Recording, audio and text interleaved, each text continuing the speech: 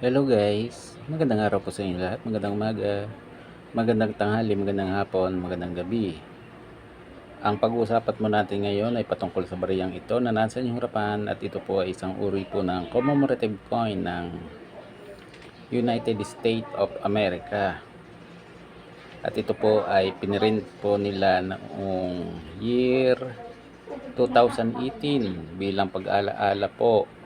sa Apostle Islands na nakabase po sa Wisconsin at ang